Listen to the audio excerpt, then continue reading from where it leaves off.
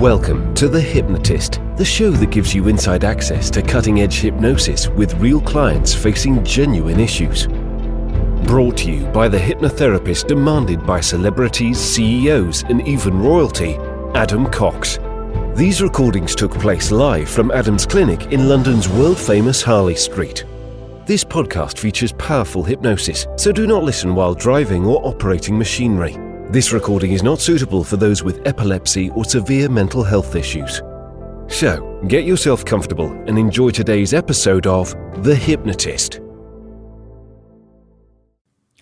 Hi, it's Adam here, and in today's episode of The Hypnotist, you'll be listening to a hypnosis session that is designed to help someone that is single to identify and open up the resources to find someone that is right for them to be in a relationship with. I was working with a client who had made a series of very successful breakthroughs that gave her a renewed sense of confidence and positivity. And she came to the conclusion that she really did want the right kind of person in her life. But at the age that she did have an element of a belief, not her belief, but a belief from society that when a woman gets to a certain age, she's left on the shelf. She's not going to be desired by men. And although those beliefs aren't true, carrying those beliefs can lead to a self-fulfilling prophecy of, well, if no one's going to be interested, why even bother? So what you're going to hear in this hypnosis session is a hypnosis session that utilizes various metaphors, but also different belief systems and a different lens of looking at finding someone that's relevant, for an individual. Now, what tends to happen is that there is a big fear of rejection. Lots of insecurities play out if someone is on a bit of a quest to find someone that's right for them. So what you're going to hear in this hypnosis session is a fairy tale metaphor, mainly because she used the word prince. She was looking for her prince. So utilizing that, prince is obviously a lead character in a fairy tale where you have that happy ever after kind of ending. But in this particular one, you're going to hear a process of assuming that, let's say there's 1 million people in this kingdom, what kind of person does she really want? So if you're listening to this, that will also help you to clarify the qualities, the attributes that are desirable for you, and then thinking, where would that kind of person be? And what kind of person would you need to be attractive to that person? Because it isn't enough. If you think of the average teenage boy that has posters of glamour models on their bedroom wall, that might be who they desire, but it's highly unlikely that, a model or, a Hollywood actress is going to find, a teenage boy in his bedroom attractive. So the other side of the coin is, what kind of person do you need to be and to become to be desired to the person that you most desire? And that's a really important ingredient in this process, but also to inoculate fear of rejection by looking at it very much through the lens of compatibility. That if someone isn't into you, if someone, let's say that respect is one of the key values that you have, anyone in the process of finding someone that is rude or disrespectful, you don't have to take that personally because you've just figured out that they're not the right person for you. So there's this synergistic compatibility frame rather than assuming that someone else has all the power to decide if you're worthy or not. If you're listening to this, obviously you'll appreciate very quickly that it was created for someone else. So not all the suggestions or qualities are going to be relevant for you. But there will be a link nearby where you can book a free 30-minute consultation call with me to explore how hypnosis can help you in whatever area of your life might be appealing. But for now, find a quiet place where you won't be disturbed, relax, and enjoy the session.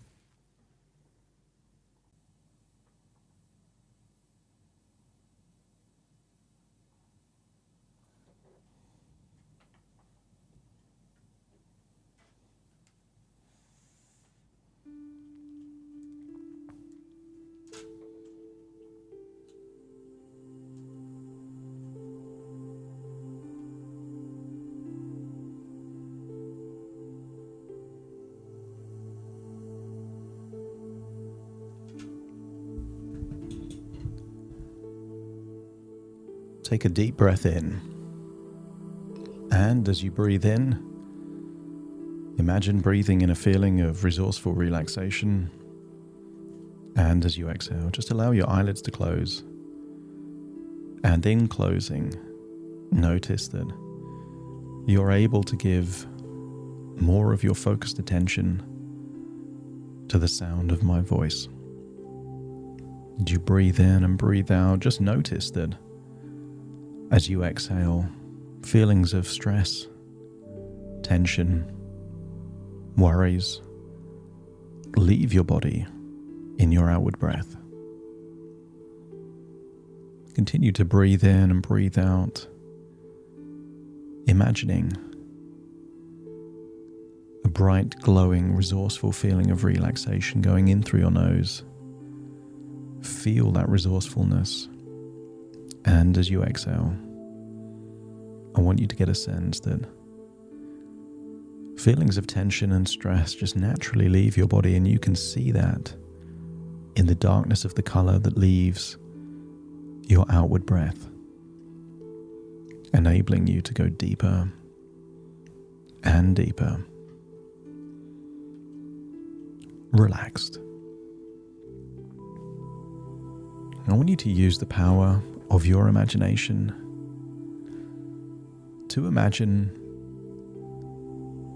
a fairy tale land, perhaps a castle, a palace, and then a kingdom surrounding you. I want you to get a sense that you are in the palace currently. Imagine perhaps that you're in a tower, but I want you to imagine that this tower is a gilded cage. Yes, you have your own company. You have all the power to make the decisions that you want to make when you want to make them. But it feels like something is missing in this palace. I want you to imagine that in this kingdom is 1 million people. And I want you to accept the suggestion that in this kingdom of 1 million people, one person is the right person for you. I want you to get a sense that you feel that it's positive, exciting to know that there is one person in this kingdom that is the right person for you, but you realize that you don't know who that person is. And that person doesn't know that you're looking for them. I want you to get a sense, therefore, that you are on a treasure hunt. The treasure is the person that's right for you. But also appreciate that they are your treasure and you become their treasure. And therefore, that unwavering belief that there is one person in the kingdom that is the person that is right for you and that you are right for them creates a motivation, a desire to go on a quest. But first of all, you have to narrow that 1 million people down to perhaps 100 or 200 people in the kingdom that could be the right one. I want you to imagine there in your palace room in a tower in this kingdom. Imagine having a futuristic screen, And on that screen, I want you to create an avatar, an archetype of the kind of qualities and characteristics of the right person for you. It's really important that you make these characteristics and attributes rather than specific physical features linked to one person, because all too often, when people get a fixed idea of an individual rather than the characteristics, they end up with someone that looks like the person they want to be with, but they compromise on all those other desirable characteristics that are really important to them. And on that screen, I want you to imagine either facial expressions, body language, or even just words or gestures that represent those qualities that are important for you. Perhaps a word that you throw up on that screen is friendship, respect,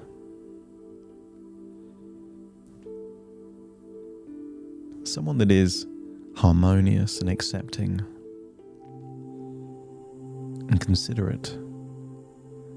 And you might find that there is a single avatar that starts to take this form, or perhaps multiple icons, characteristics, all different symbols of those types of characteristics. For generosity, you might see an icon of someone giving a gift, even if that gift is time. For kindness, you might see someone with a big heart. For consideration, maybe a thought bubble that they are thinking about someone other than themselves, because isn't consideration the opposite of selfishness? I want you to imagine here that you are creating a radar, a detector, a filter, so that every single person that you meet can then be compared against this avatar, this character traits of someone that's desirable for you. So you can get to a stage that within seconds you can figure out, are they a contender to be your prince, to be the treasure, or are they someone that you can filter out and invest no more time to even think or consider?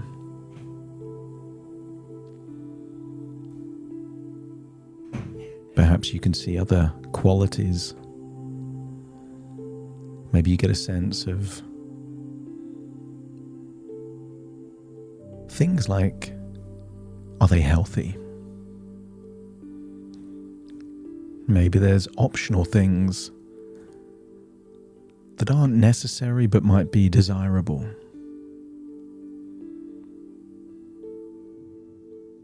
What kind of physical characteristics? Are they skinny? Are they strong? Are they well groomed or very relaxed? Do they dress smart or very casual? I want you to get a sense that there are certain things that you need. There's certain things you like. And there's certain things that you want. And I want you to get a sense that one of the things that perhaps that you need is for them to also be single.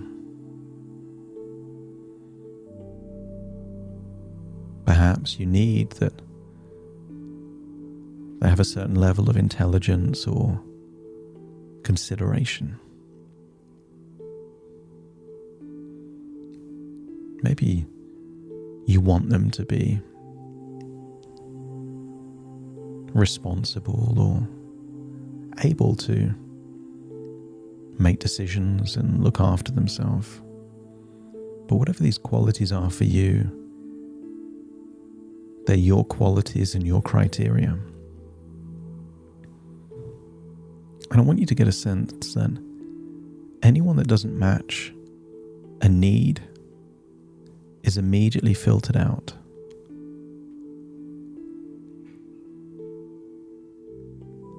And what's remaining means that there are things that you want and that you like that can make that person more or less desirable, but you will allow your intuition to figure out how important these qualities are.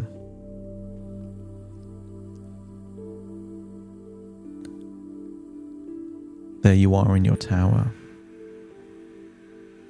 You have this idea of the kind of person that you want to be with.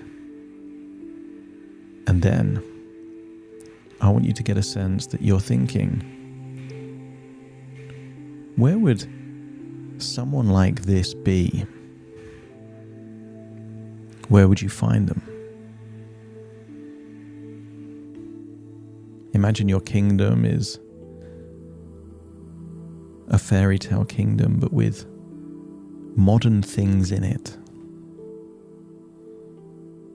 If you were to find them in a physical place, where would that physical place be?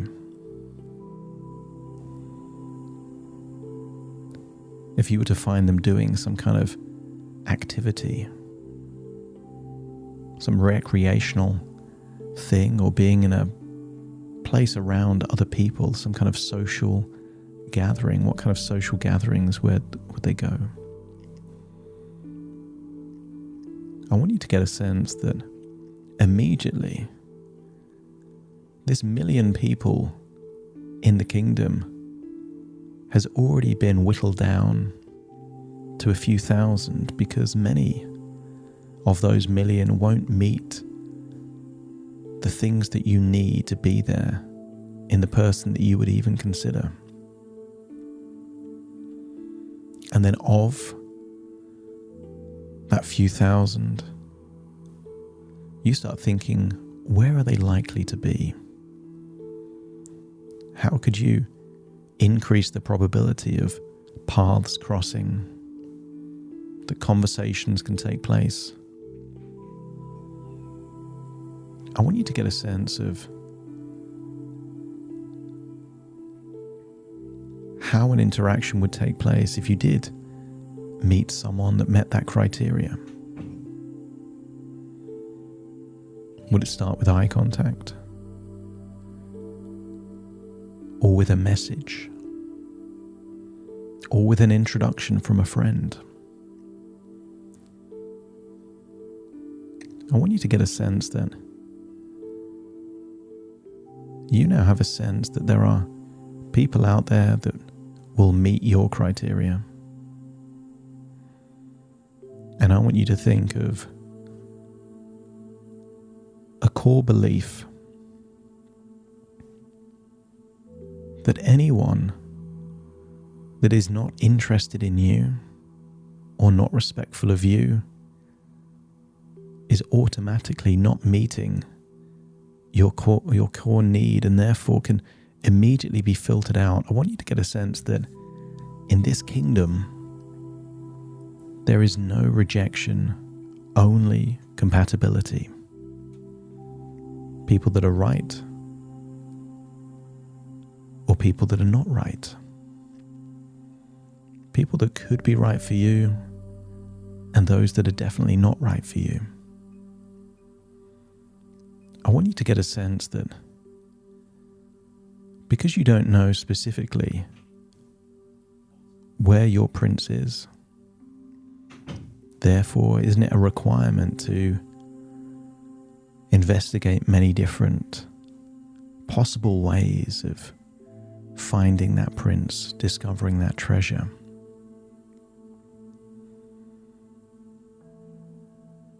I want you to get a sense that there are many different ways in which you could do that. And each way just increases the probability of finding someone that is right for you.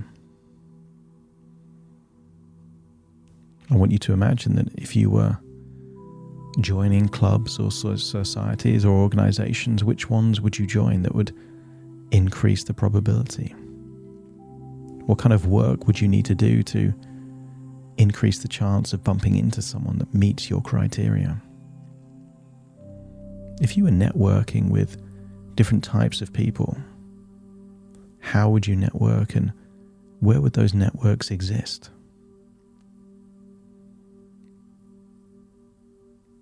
Many relationships are formed from introductions from mutual friends.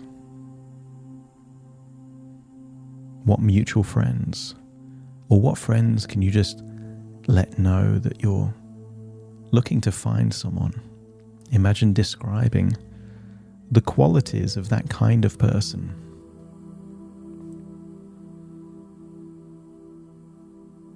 And don't be surprised if there are more people that you know that like to play the role of Cupid than you realize. And once you start letting people know that you're on a hunt to find your prince, to find your treasure,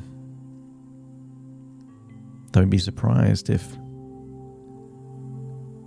people start saying, I know someone that I think you would like.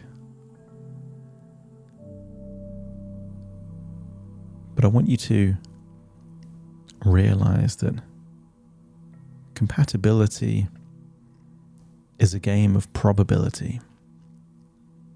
And therefore, doesn't it make sense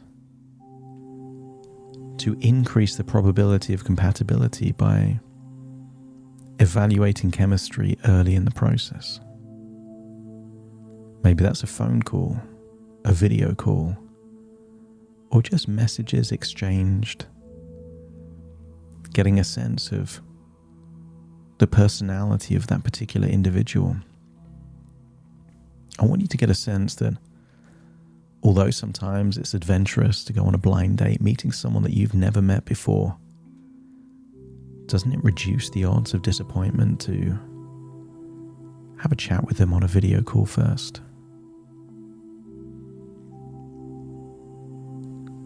I want you to get a sense that now you're clear on the person that you want to be with. You have unlocked a desire to naturally become more of the person that would attract the person that you want to be with. They say like attracts like. The qualities that you would find attractive in someone else, I want you to imagine that you're doing the things that would amplify those qualities in you. If you would want to be interested in someone, what can you do to make yourself more interesting? If you would like someone to be healthy, what can you do to become even healthier? If you would want to be with someone that is confident and self-assured, how can you increase your own confidence and self-assurance, perhaps by venturing out of your comfort zone, doing things you wouldn't normally do, experiencing things you wouldn't normally experience, so that as you evolve, develop and grow as a person, you're also increasing the probability of serendipity, this natural ability to randomly bump into the person that meets your criteria. I want you to imagine doing that you randomly bump into someone that fits your criteria. And I want you to imagine letting them know that you're interested in them, perhaps not in a very obvious way, but in a subtle way to let them know that you've noticed them. I want you to get a sense that confidence, that openness, that willingness to allow for a conversation to take place, increases the probability of them making an invitation to get to know you even more. I want you to imagine yourself doing adventurous things, learning things you don't currently know, traveling to places you haven't been yet, and being open to finding that right person for you.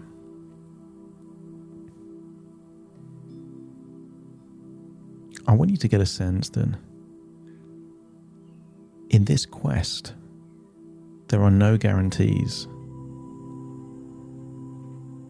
And therefore, is it fair to have expectations on what people will be like, what people will want, what other people will find desirable or attractive, or what perhaps is on their criteria?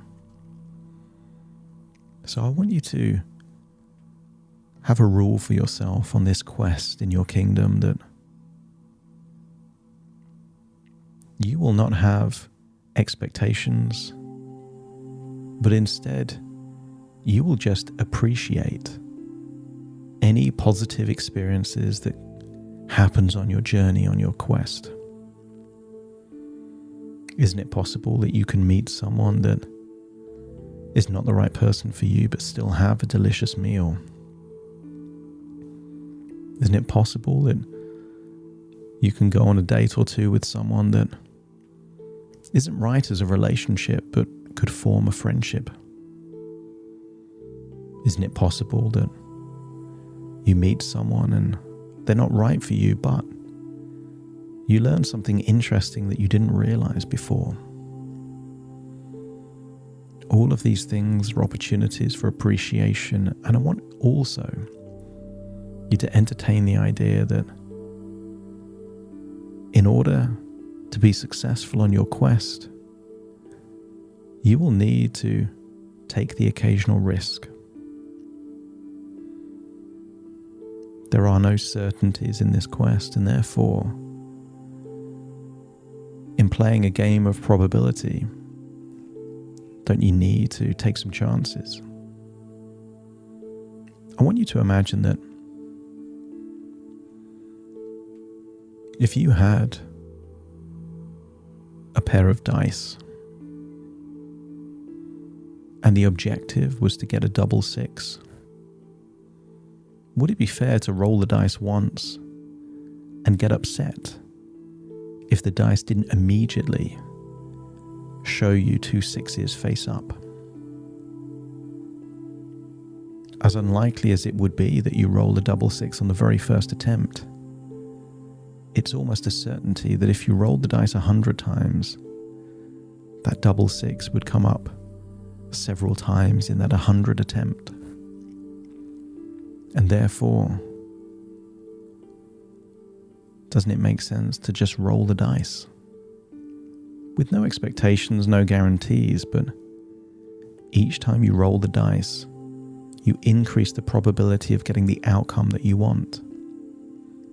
So maybe it is worth joining that dating app, joining that club, going to that social gathering, catching up with an old friend, not because it's guaranteed to create the outcome that you want, but more that the more you roll the dice, the more you increase the probability of getting that double six. I want you to get a sense that you are unlocking all of the qualities required for you to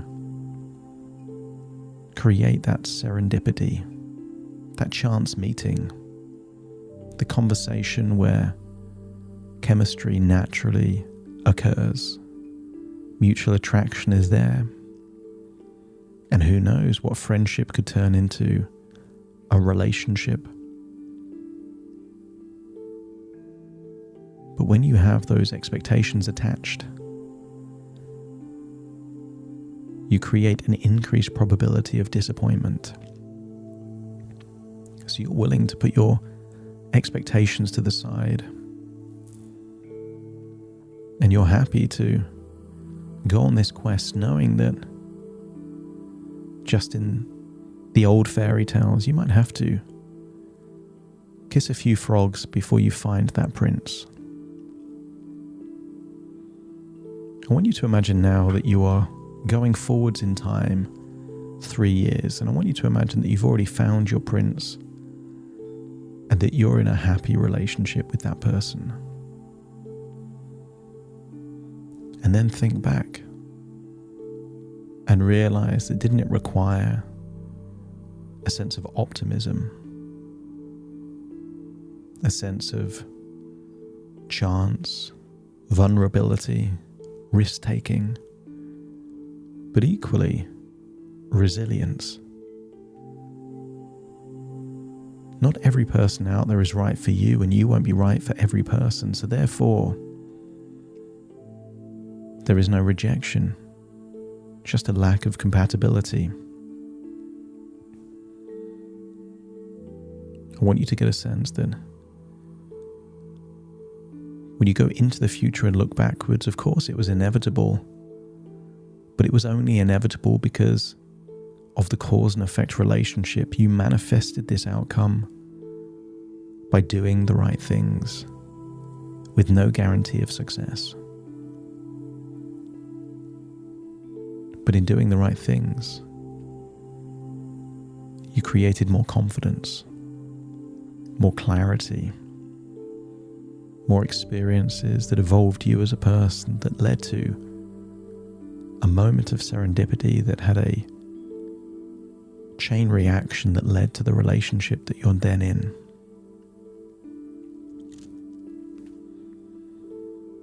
It's now time to leave the future, but also leave this magical kingdom, knowing that what makes a quest exciting is the fact that there is no guarantee of success or victory. But isn't it an adventure anyway? You leave the quest, you leave the kingdom, you leave the adventure, and find yourself back in the present, in your own body. Take a deep breath in through your nose and out through your nose. Just wiggle your fingers, wiggle your toes, get a sense that you're in your own physical body right now.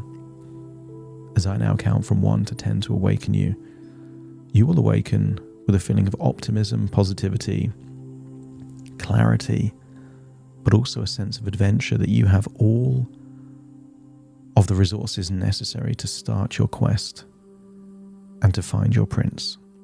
Starting to count to awaken you. 1, 2, 3, waking up. 4, 5, 6, more alert. 7, 8, open your eyes, open your eyes. 9, 10, wide awake, wide awake, wide awake.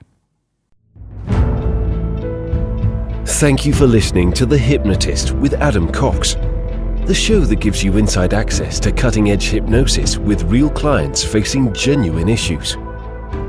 To automatically receive the latest episodes, please subscribe. If you'd like to support the show, please share this episode with just one friend you think it could help. And if this episode helped you, please leave us a 5-star review.